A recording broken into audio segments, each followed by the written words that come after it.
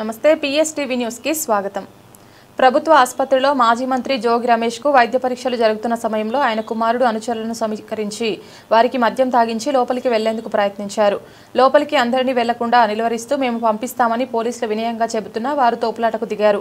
మద్యం మత్తులో ఉన్న వైసీపీ రౌడీ మూకలు ఆసుపత్రి అద్దాలు తలుపులు ధ్వంసం చేసింది కీలక ఘట్టాలు తోపులాట। ఆ తోపులాటలో ఒక అనుచరుడు జోగి రమేష్ భార్య జుట్టు పట్టుకొని ముందుకు దూసుకువచ్చాడు। మరొక బలిష్టమైన వ్యక్తి సైతం ఆమెను తోసుకుంటూ లోనికి నెట్టడానికి ప్రయత్నించారు। ప్రమాదం అక్కడ పగిలిన అద్దాల ముక్కలను తొలగించకుండా ఆమెను లోనికి పంపి ఉంటే ఆమెతో పాటు చాలా మందికి గాయాలయ్యేవి।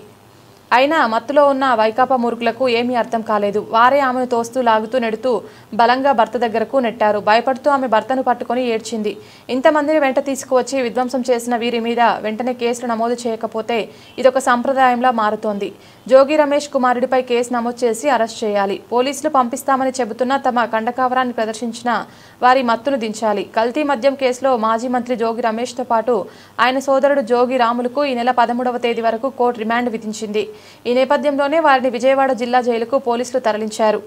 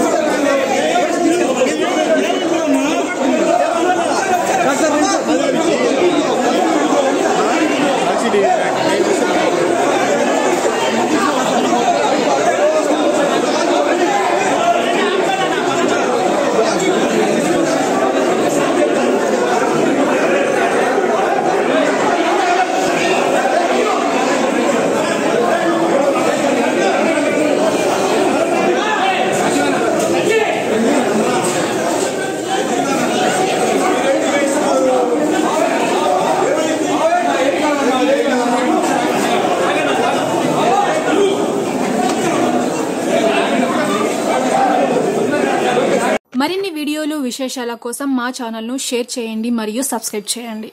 అలాగే పక్కనే ఉన్న బెల్ బటన్ని కూడా టచ్ చేయండి।